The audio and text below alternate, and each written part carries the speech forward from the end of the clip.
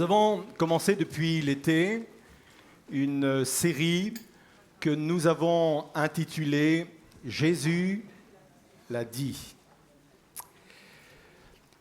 Quand j'étais enfant, ça se chamaillait parfois avec mes frères et sœurs. Je pense que jusque-là, pas de problème, ça arrive dans beaucoup de familles. Et quand une de mes sœurs venait me voir en me disant « faut faire ça », je ne réagissais pas. Mais quand elle me disait « c'est papa qui dit qu'il faut faire cela », je peux vous dire que ça me faisait bouger. Tout cela pour dire que l'autorité d'une parole dépend de la personne qui l'a dit. Vous avez des gens, vous allez leur dire « cause toujours ». Vous avez d'autres personnes, quand elles parlent, vous savez que derrière, il y a une véritable autorité qui sera suivie forcément de faits. Et dans cette série, Jésus l'a dit, c'est pour mettre en avant des paroles puissantes, des paroles d'autorité que Jésus a prononcées tout au long des évangiles. Jésus l'a dit. Nous avons vu plusieurs citations, plusieurs versets, plusieurs paroles. Et ce matin, on va s'arrêter sur ces trois verbes. Demander, chercher, frapper. Et ce texte, nous le trouvons dans l'évangile de Luc, au chapitre 11 et verset 9, où Jésus dit ceci, « Et moi, je vous dis, demandez, et l'on vous donnera, cherchez, et vous trouverez, frappez, et l'on vous ouvrira. » Et à cela, on peut dire « Amen ». Ce verset fait partie des passages où, en très peu de mots, il y a une concentration de nombreuses promesses. Dans ce passage, il n'y a ni plus ni moins que 3 promesses qui se suivent. Il nous est promis qu'on va nous donner, il nous est promis qu'on va trouver, et il nous est promis qu'on va nous ouvrir. Ce sont des promesses. Mais j'oserais dire que ce ne sont pas des promesses qui nous sont données gratuitement. Je sais qu'on est sous la grâce, je sais que l'évangile que nous prêchons est un évangile de grâce, mais je répète que les promesses qui nous sont données ici ne sont pas données gratuitement. Elles sont rattachées à des conditions. Elles sont conditionnelles. Certes, il est promis de nous donner, mais de donner à qui ? À celui qui demande. Condition. Il nous est promis qu'on va trouver, mais cette promesse est liée à une autre condition, il faut chercher, et ainsi de suite. Et ça, c'est à l'image de notre vie spirituelle. Nous sommes totalement responsables de la vie spirituelle que nous possédons, que nous avons. Nous sommes responsables des richesses spirituelles que nous possédons. Je vais le dire autrement, peut-être ça ne va pas vous faire plaisir, mais on a la vie spirituelle que l'on mérite. Parce que les promesses de Dieu sont très souvent, pour ne pas dire toujours, rattachées à des conditions. Si je remplis les conditions, les promesses, les richesses sont pour moi, je le répète, donc, nous avons la vie spirituelle, la vie chrétienne que l'on mérite.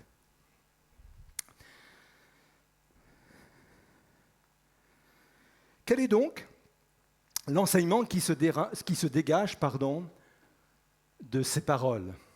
Demandez et vous recevrez. Peut-être quelqu'un a envie de me dire, pasteur, j'ai déjà demandé et je n'ai pas obtenu. Et à cela, je vais vous dire, bienvenue au club. C'est fort possible et c'est même sûr qu'il nous est arrivé de demander et de ne pas avoir obtenu. Mais avez-vous essayé une seconde fois ? Et à cela, vous allez me dire peut-être oui, Pasteur, j'ai essayé une seconde fois et je n'ai pas obtenu. Alors je vais vous répéter, avez-vous essayé une troisième fois? Je peux meubler toute la prédication, aller jusqu'à 1000 si vous voulez, pour vous faire comprendre cette vérité, que demander une fois et ne pas recevoir, c'est encourager à demander une seconde fois. La version parole vivante, transcription dynamique d'Alfred Cohen, dit ceci: demandez, continuez à demander et vous recevrez. Cherchez, persévérez dans votre recherche et vous trouverez. Frappez, j'aime ce verbe insister, et la porte sera ouverte. C'est le sens même de cet enseignement, c'est le sens même de ce passage. On fait souvent l'erreur de prier, et quand on n'a pas de résultat immédiat, parfois on est déçu, et on pense que Dieu n'est pas d'accord, que Dieu n'a pas envie, que Dieu n'est pas décidé, ce n'est pas son jour pour nous exaucer. Alors qu'il faudrait continuer. L'une des caractéristiques d'une personne qui obtient des promesses, c'est qu'elle demande et continue de demander tant qu'elle n'a pas obtenu. Et la Bible entière, autant l'Ancien Testament que le Nouveau Testament, est remplie d'hommes et de femmes de Dieu qui ont remporté des victoires parce qu'elles ont continué et encore continué à demander. Abraham, pour le salut de son neveu Lot, a plaidé et encore plaidé. Il voulait qu'une chose, c'est qu'il puisse comprendre et entendre et réaliser et croire que Dieu était capable de sauver parmi cette ville de Sodome son neveu Lot. Et vous réfléchissez, vous pouvez lire ce texte, il insiste et il continue et il continue. S'il y avait 50 justes, s'il y avait 45 justes, s'il y avait 40 justes, est-ce que tu es capable de sauver? Et ainsi de suite. Il ne lâche pas la partie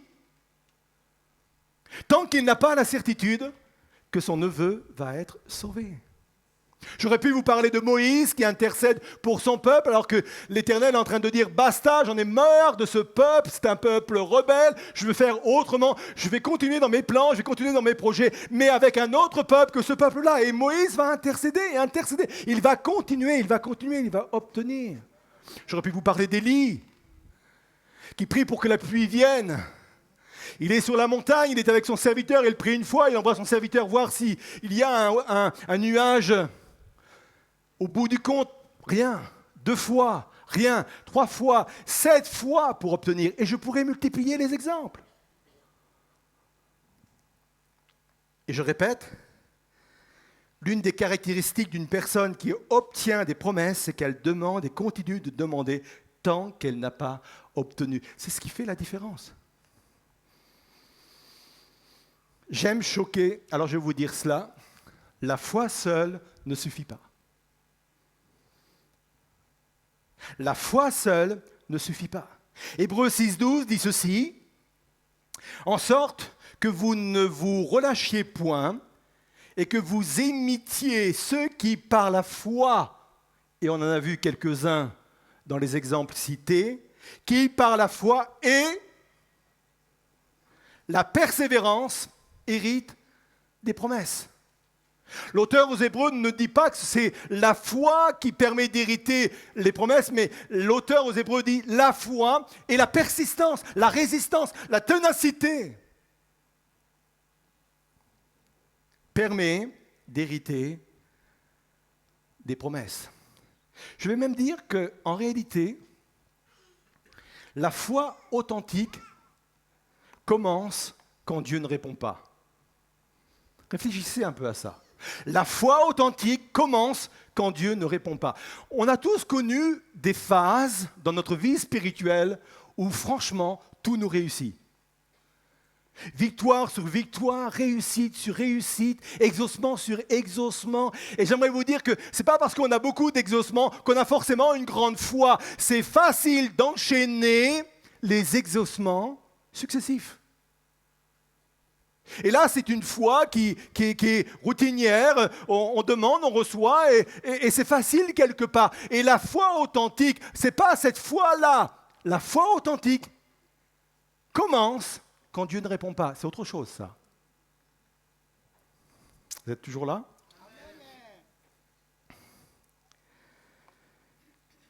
C'est ce que Paul appelle la prière de supplication. Philippiens 4, verset 6 dit ceci, « Ne vous inquiétez de rien, mais en toute chose, faites connaître vos besoins à Dieu. » Comment? Par des prières. C'est une forme de demande, la prière. Mais il ajoute, « et des supplications avec des actions de grâce. » Et le mot supplication, il ne faut pas mal l'interpréter. C'est pas « je t'en supplie ».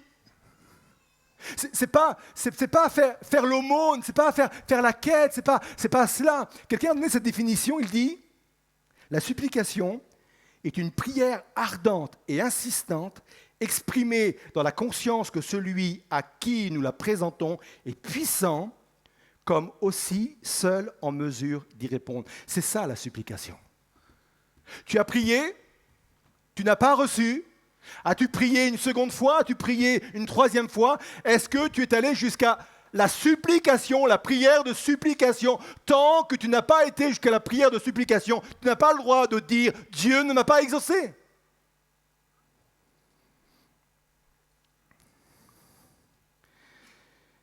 Pourquoi faut-il prier sans se relâcher? Non pas parce qu'on doit à tout prix arracher une bénédiction de la main de Dieu. Il ne faut pas croire que Dieu est quelqu'un qui ne lâche pas ses bénédictions comme cela. C'est un peu quelqu'un un peu d'égoïste, de quelqu'un qui garde tout pour lui, et qu'il faut vraiment combattre et il faut lui arracher les bénédictions. Dieu n'est pas du tout dans ce schéma-là. Ce n'est pas à cause de cela qu'il faut prier sans se relâcher. C'est pour 4 autres raisons. La première, à cause des résistances spirituelles. Je sais que j'ai déjà enseigné là-dessus, mais il est important d'y revenir quand on aborde ce sujet, et sans doute que plusieurs n'ont pas entendu cette vérité, et il est important que vous puissiez l'entendre. Et le meilleur passage pour expliquer ce qu'est une résistance spirituelle, quand nous prions, quand nous intercédons, quand nous sommes dans la supplication, le meilleur passage, à mon avis, c'est celui de Daniel.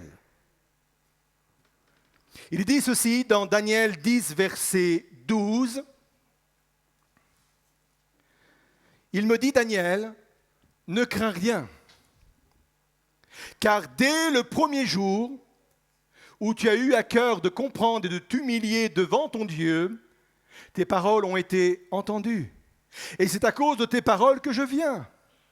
Le chef du royaume de Perse m'a résisté 21 jours. Mais voici, Michaël, l'un des principaux chefs, est venu à mon secours et je suis demeuré là auprès des rois de Perse.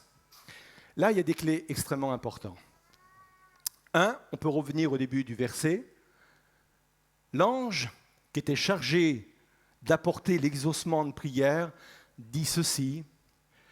Dès le premier jour où tu as prié, je t'ai exaucé. Pas la peine d'arracher la bénédiction de Dieu des mains, pas la peine de lui voler. La Bible dit dès le premier jour. Et peut-être que dès le premier jour où tu as prié pour une situation particulière, Dieu t'a déjà exaucé. Et vous vous dites, mais pourquoi je ne le vois pas sur le plan naturel? Pourquoi? Parce que dans le monde invisible, il y a de l'opposition, il y a une résistance qui est qualifiée ici, venant du chef du royaume de Perse. Il faut identifier ce personnage comme un personnage spirituel du monde des ténèbres. Cette résistance a duré 21 jours. Pourtant, il a été exaucé le premier jour. Mais entre le moment où l'exaucement a quitté le ciel de gloire et est parvenu dans le monde naturel, le monde visible, et il s'est passé 21 jours dans lesquels Daniel a continué à faire la prière de supplication. C'est peut-être la prière de supplication de Daniel qui a fait qu'à un moment donné, Michael s'est déplacé, l'ange, l'archange, pour aller donner un coup de main à l'ange qui venait exaucer. Ne sous-estimez pas cette notion spirituelle. Peut-être que ta prière, elle tarde parce qu'elle est entre le ciel et la terre. Ta prière, ton exaucement tarde parce qu'il y a une opposition. C'est la raison pour laquelle il faut continuer de prier. Parce que quand tu continues de prier, c'est autant de coups qu'on porte à l'ennemi afin que lui cède. Pas que Dieu cède et donne enfin ce qu'il ne veut pas donner, mais que lui, l'adversaire de nos âmes, cède. C'est très important. C'est pour ça que je ne me lasse pas de le répéter. Je l'ai peut-être dit l'année dernière ou il y a 2 ans. Mais peu importe, je ne me lasse pas de répéter cela parce que c'est extrêmement important. J'ai besoin de comprendre ce qui se passe derrière le rideau. J'ai besoin de comprendre ce qu'il y a et ce qui se passe dans le monde invisible. C'est la raison pour laquelle je dois continuer et encore continuer de prier sans me relâcher. Deuxième raison, parce que certains exaucements ont besoin de plusieurs étapes. Un jour, Jésus se trouve dans la ville de Bethsaïda et il y a un aveugle qui est là. Et on demande à Jésus de guérir cet aveugle. Jésus va le prendre par la main, il le sort de la ville de Bethsaïda et on comprend pourquoi. À un moment donné, Jésus va critiquer cette ville en la traitant de ville incrédule. Donc il sort cet aveugle d'un contexte d'incrédulité et à l'extérieur de la ville, il va, à l'aide de sa salive, mettre cette salive sur les yeux de cet aveugle. Et l'aveugle connaît une première délivrance. Je dis bien une première étape. Cette délivrance n'est pas complète. Marc 8, verset 24, il regarda et dit « J'aperçois les hommes, mais j'en vois comme des arbres qui marchent. » On aurait pu dire « Jésus, ton truc, ça ne marche pas totalement. Hein. C'est mieux, mais ce n'est pas ça encore. » Guérison imparfaite parce que foi imparfaite. C'est Jésus lui-même qui l'a dit qu'il soit fait selon votre foi. Et parfois, sans jeu de mots, la guérison, l'exaucement a besoin de plusieurs étapes parce que c'est notre foi qui, au fur et à mesure des étapes, a besoin de grandir, de se fortifier. Et c'est ce qui s'est passé pour cet homme aveugle. La première fois, ce n'était pas terrible, mais comme il a vu que ça allait mieux, ça a fortifié sa foi, et cette foi fortifiée, il s'en est servi pour aller chercher définitivement et complètement la guérison. C'est pour cela, quand tu pries, que tu vois ta situation s'améliorer, ne te contente pas de cela, continue à prier. C'est la première étape. Continue. Il y aura peut-être une deuxième, il y aura peut-être une troisième, peut-être une quatrième, mais ces étapes sont là pour fortifier notre foi. C'est pour ça qu'il faut poursuivre. Parfois, l'étape supérieure, c'est de passer à la seconde phase de la promesse de Dieu. Et là, je vais revenir aux 3 mots. En fin de compte, les 3 mots ou 3 verbes que Jésus a donnés sont des intensités différentes dans notre demande d'exaucement. Demander, chercher, frapper. Je commence à demander, je ne reçois pas. Je passe à la seconde étape, chercher. Peut-être chercher en moi les raisons du blocage. Et ce qui est formidable dans le non-exaucement de prière, c'est que forcément, ça nous renvoie à nous-mêmes. Et en cela, c'est excellent. Un non-exaucement de prière doit forcément nous ramener à nous-mêmes. J'ai demandé, je n'ai pas reçu, alors je progresse, je fais la seconde étape, je commence à chercher. Chercher en moi, peut-être que c'est en moi les raisons de mon blocage.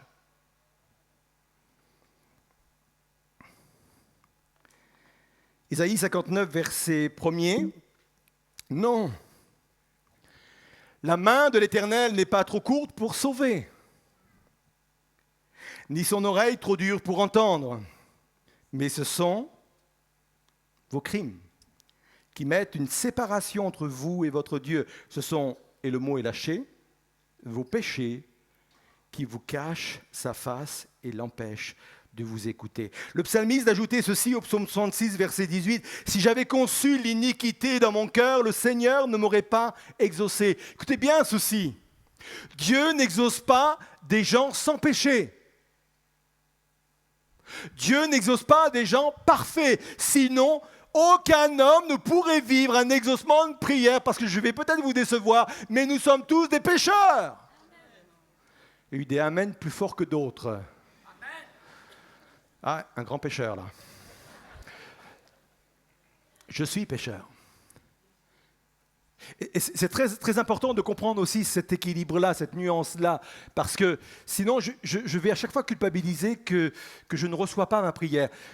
Dieu n'exauce pas que des gens qui sont sans péché parce qu'il n'y aurait pas d'exaucement de prière. Mais quand il y a un blocage,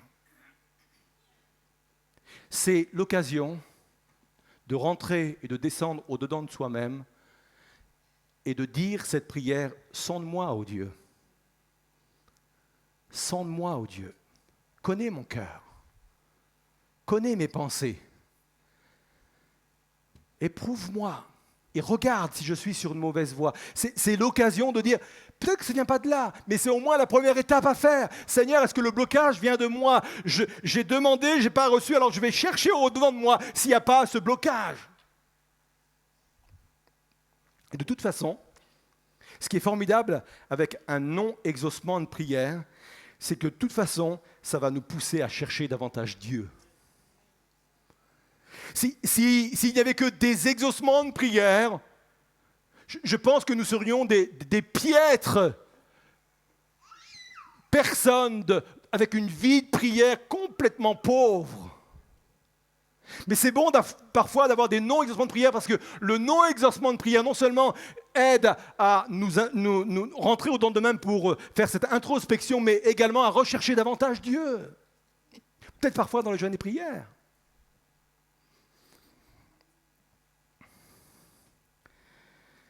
Puis, à la troisième étape, j'ai demandé, je n'ai pas reçu, j'ai cherché, peut-être que j'ai trouvé, mais peut-être que je n'ai pas trouvé, alors je vais aller plus haut. Je vais frapper. Et frapper nous parle de cette intensité de prière. Un peu à la manière de Anne qui, elle, était stérile et à un moment donné, elle en a marre de cette situation et elle veut cet enfant, elle veut être mère, elle veut cet enfant. Alors elle va frapper littéralement à la porte du ciel, elle va heurter la porte du ciel. Il est dit ceci, elle est dans le temple et l'amertume dans l'âme, elle pria à l'Éternel et versa des pleurs. Et le verbe prier ici est intéressant, littéralement, elle a supplié et invoqué. Invoquer, c'est crier. Invoquer, c'est appeler au secours. Là, c'est pas je demande, c'est pas je cherche, c'est je frappe. Je frappe à la porte. Peut-être que d'ailleurs, il y a quelqu'un qui est loin dans la maison, peut-être que la personne est occupée, elle dort peut-être même, mais je veux qu'elle se réveille. Alors je frappe. Quand vous voulez rentrer dans une maison, vous n'allez pas faire doucement comme ça. C'est sûr, vous restez à la porte tout le temps. Hein. Mais vous frappez. Et si ça ne répond pas, vous ayez peut-être à coup de pied, à coup de tête. Non, peut-être pas à coup de tête, non.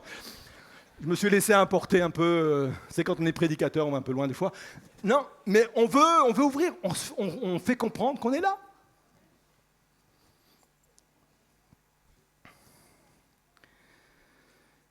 C'est la progression. Pourquoi faut-il prier sans se relâcher? Troisième réponse, pour éprouver la justesse de notre demande.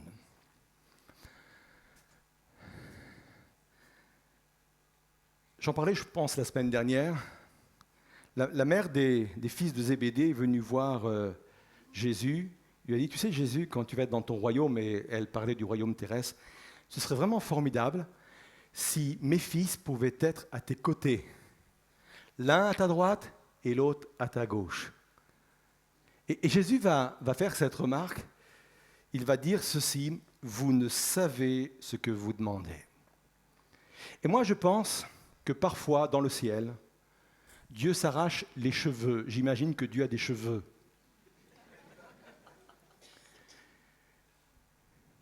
Qu'ils se disent, tu sais pas ce que tu demandes, mon pauvre. Non, vous ne pensez pas que Dieu peut réagir comme ça? Moi, je vais vous dire que par rapport à mes prières, je suis convaincu que plus d'une fois, Dieu a dit, mon pauvre, tu ne sais pas ce que tu demandes.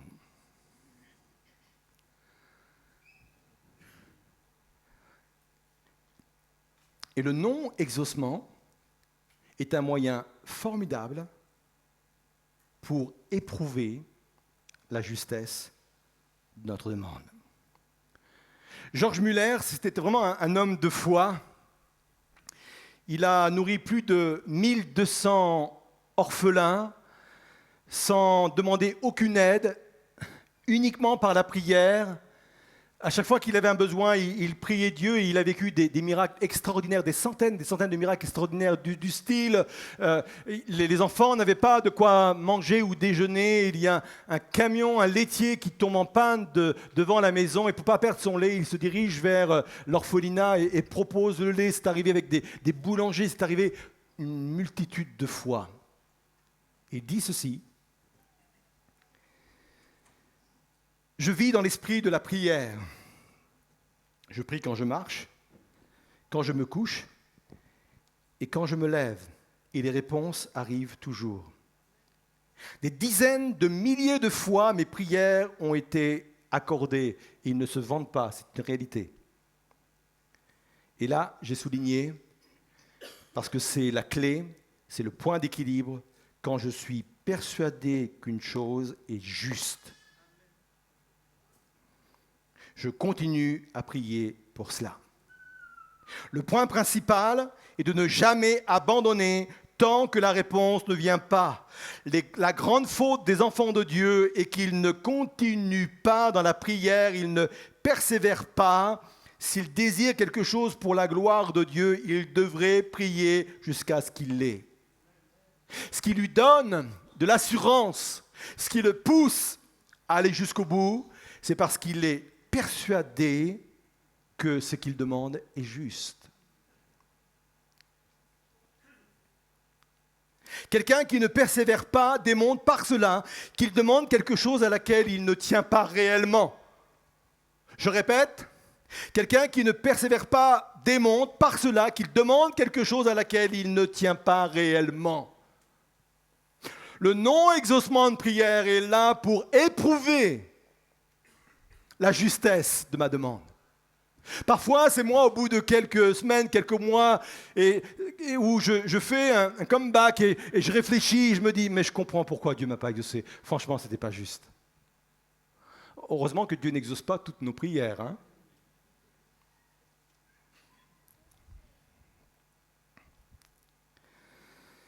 Enfin, quatrième réponse.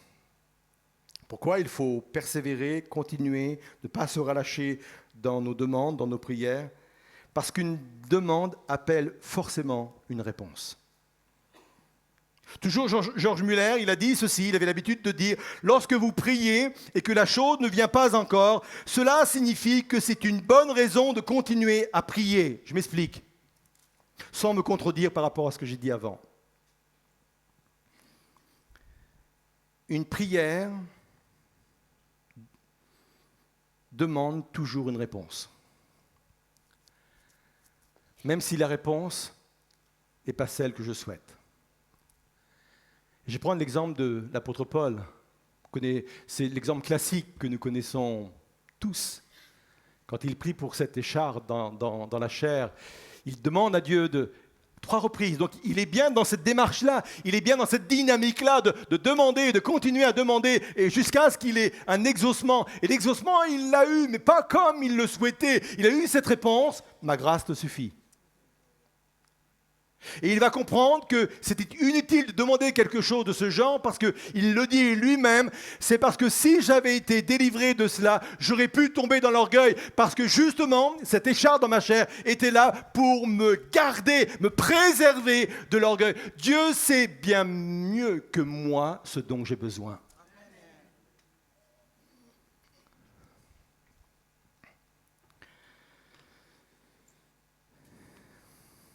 On va conclure.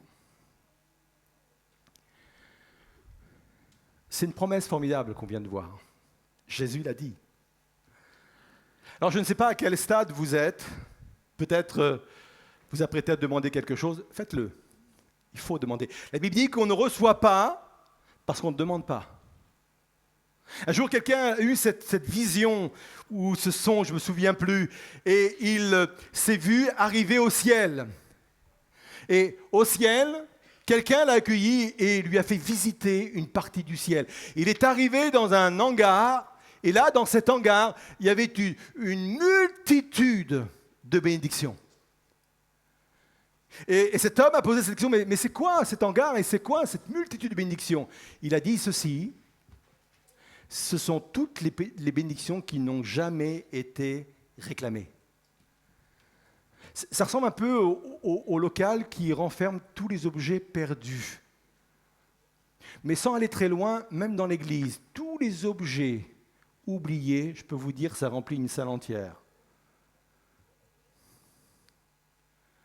Quand ce sont des objets, ce n'est pas grave. Quand ce sont des bénédictions, c'est plus grave. Moi, je crois que quand je vais aller dans mon rayon, je vais voir tout ce que j'aurais pu obtenir, mais que je n'ai pas obtenu parce que je n'ai pas demandé, je vais être vert. Donc déjà, demander. La Bible dit, continuez à demander. Peut-être que tu es déjà dans ce stade de demander, et le Seigneur te dit, mais tu as demandé combien de fois? Continue de demander. Jusqu'à ce que tu aies une réponse, même si la réponse est « ma grâce te suffit ».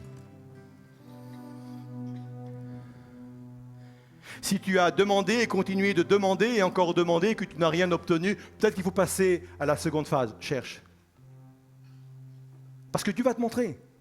Il va te révéler. S'il y a un blocage, il va te révéler. Il ne va pas te laisser comme ça des années en ne sachant pas. La Bible dit, cherchez et vous trouverez. Si tu cherches les raisons de ce blocage, il va te le montrer. Cherche. Et peut-être que la phase dans laquelle tu dois entrer, c'est frappe. Intensité spirituelle. Intensité de cœur. Démontre à Dieu que ce que tu demandes, tu le veux réellement. Demande. Celui qui frappe, la Bible dit, à cette personne-là, on va lui ouvrir. Avec intensité. Avec intensité. Dans l'Ancien Testament, très rapidement, dans la Genèse, il est question d'un verset, il est dit ceci, et il commença à invoquer l'Éternel. Ça veut dire qu'avant ce moment-là, c'est dans la Genèse, les premiers chapitres de la Genèse, avant ce moment-là, on ne pensait pas qu'on pouvait aller devant Dieu et frapper à la porte aussi fortement, de dire à Dieu, je veux cela à tout prix. C'est le moment où on a commencé cette forme de prière. On a commencé à invoquer, à crier à Dieu, à dire à Dieu, j'ai besoin de toi. Peut-être que ce commencement n'a jamais commencé dans ta vie. Peut-être que tu as toujours prié un peu d'une façon formelle. Peut-être que chaque matin, tu fais ta prière. Mais faire sa prière n'ouvrira aucune porte.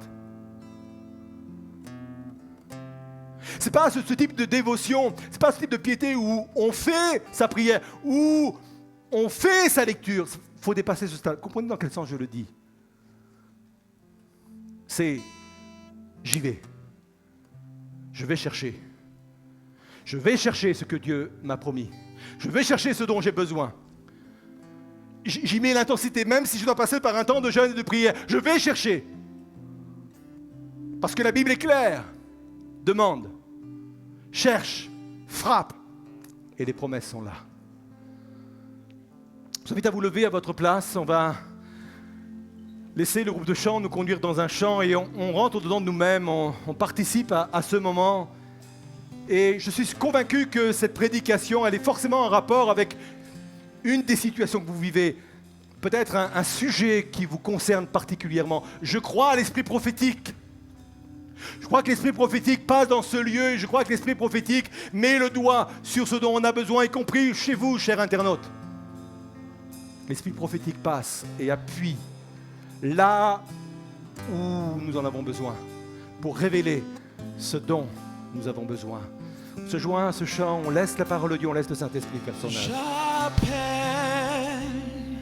tu réponds, et tu viens à mon secours, et moi, je veux être où tu es.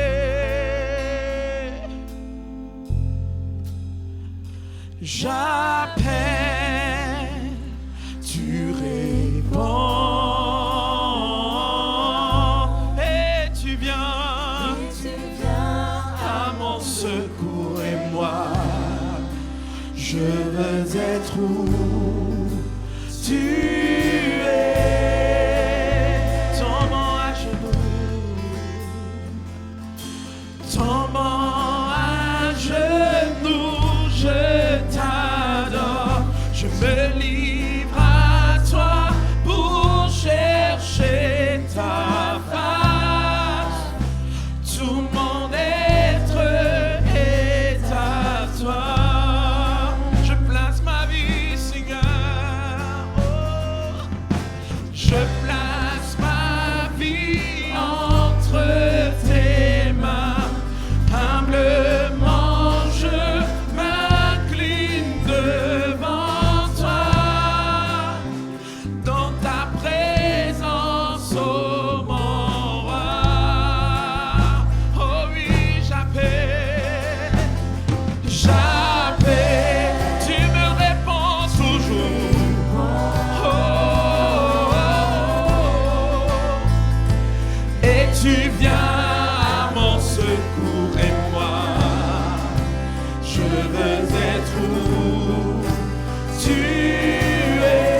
Oh oui, j'appelle, oh oui, j'appelle, oh, j'appelle, tu réponds, et tu viens à mon secours, et moi, je veux être où tu es dans ma vie, dans ma vie.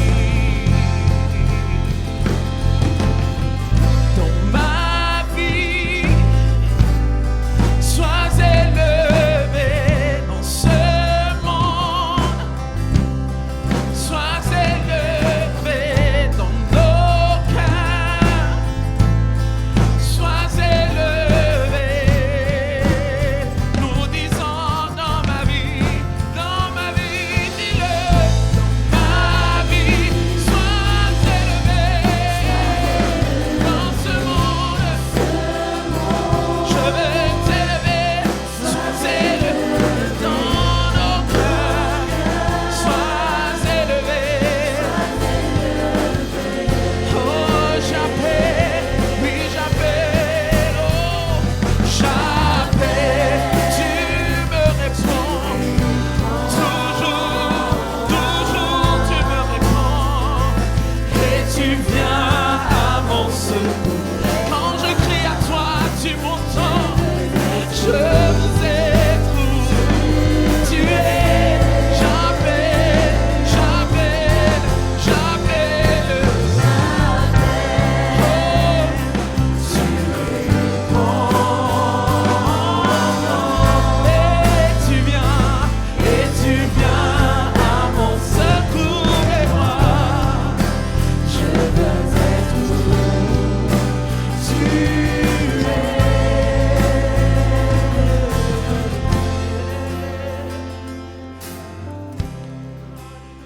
Je vais faire plusieurs appels, mais pas des appels pour que vous veniez sur le devant cette fois-ci, mais des appels pour que vous restiez à vos places et que vous puissiez réfléchir à ce qui va être posé devant nous ce matin.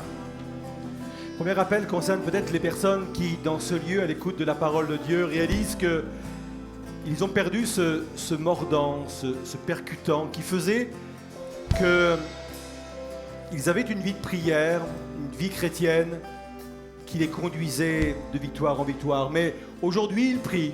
Oui, ils prient. Ils font leur prière. Oui. Mais il n'y a plus cette intensité de cœur. Il n'y a plus cet acharnement, il n'y a plus ce désir de combat, il n'y a plus cet état d'esprit de combat. Oui, je prie. Et c'est l'occasion peut-être pour certaines personnes aujourd'hui de confesser cet état, de dire « Seigneur, je veux retrouver » ou peut-être trouver pour la première fois cet esprit de prière qui consiste à dire « Je ne lâche pas ». Je comprends que la prière peut être aussi un combat. Oui, la prière, c'est un moment où je bénéficie de la présence de Dieu, où je me réjouis dans la présence de Dieu. Je peux même rester sans parler. Mais parfois, il y a des prières où je vais chercher. Des prières de supplication. Des prières où je dois chercher avec efficacité, avec intensité, avec fermeté, la solution. Et si c'est votre cas, confessez cet état devant le Seigneur et lui qui crée le vouloir et le faire est capable de créer en vous un nouveau dynamisme, une nouvelle dynamique dans la prière. Je voudrais également prier pour ceux et celles qui sont dans une situation de blocage par rapport à une situation, par rapport à un exaucement de prière. Je voudrais parler à ceux qui ont déjà, peut-être inconsciemment, reçu le pourquoi du blocage, mais n'ont pas encore agi ou n'ont pas eu la force d'agir. Parfois, on sait très bien là où ça bloque, parce que le Saint-Esprit, parce que la parole de Dieu, parce que la prédication est revenue plusieurs fois sur le sujet, et à chaque fois, le doigt a été pointé, et Dieu m'a dit, et nous a dit, c'est là où ça bloque, c'est là où il faut que tu règles ton problème. Et parfois, on l'a entendu, et on n'a pas le courage de régler. Tant que je ne règle pas, ça restera bloqué. Et cet appel ce matin est un appel à dire, Seigneur, j'obéis. Je m'humilie devant toi, Seigneur, et je mets en application ce que tu m'as déjà révélé au fond de mon cœur. Ce que tu m'as déjà révélé dans mon intimité avec toi, ce que tu m'as révélé déjà dans plusieurs cultes. Seigneur, je veux me mettre en règle devant toi afin de vivre les réalités de tes promesses. Dieu est en train de te dire, c'est maintenant qu'il faut mettre en action ce que je te demande depuis plusieurs semaines ou plusieurs mois. Peut-être quelqu'un ce matin est là et se dit, oui, j'ai un blocage, mais je n'ai pas compris. Je crois que l'esprit de vérité, qui est l'esprit de Dieu, est capable de révéler ce matin, pendant ce moment-là, par un esprit prophétique, ce qui est un lieu ou un moment de blocage pour vous.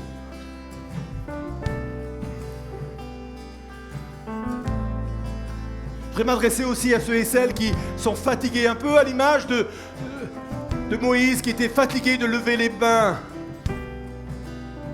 Fatigué de demander sans recevoir, fatigué de continuer, parce que c'est fatigant, le combat spirituel est fatigant. Je prie pour que le Seigneur renouvelle vos bras, vos mains, qui redonne cette énergie qui fera que vous allez continuer et continuer et continuer jusqu'à la réponse, même si la réponse est « ma grâce te suffit ». Alors je vais prier pour vous, pour toutes ces situations, peut-être d'autres que je n'ai pas citées, mais que Dieu vous a révélées. Pour que ce matin, vous puissiez rentrer en possession de ces promesses. Recevoir, trouver, ouvrir. Seigneur, je veux te prier pour chacune de ces personnes dans ce lieu et pour les internautes qui nous regardent également, Seigneur. Toi, tu sais parfaitement, mais parfaitement, quelle est chaque situation et l'endroit où chacun est arrivé, Seigneur. Je ne sais ce qui fait que ça tarde, mais Seigneur, je prie d'intervenir en fonction des besoins et en fonction des situations des uns et des autres. Je crois que tu es le Dieu, comme le dit le psalmiste, qui exauce les prières. Ô Dieu qui exauce les prières, dit-il. Toi-même, tu te décris comme ainsi, le Dieu qui exauce les prières. Seigneur, s'il y a une résistance spirituelle, nous voulons ensemble prier pour que enfin cette résistance cède, Seigneur Jésus. Nous voulons voir ta gloire se manifester. Nous voulons vivre les réalités de ta promesse. Nous voulons vivre les réalités de tes exaucements, Seigneur. Oh Jésus, c'est ce à quoi nous sommes appelés. Alors oui, Seigneur, j'appelle et tu réponds, Seigneur Jésus. J'appelle, Seigneur Jésus, et tu réponds. Nous sommes devant toi, Seigneur, parce que cette promesse est réelle. Alléluia, Seigneur.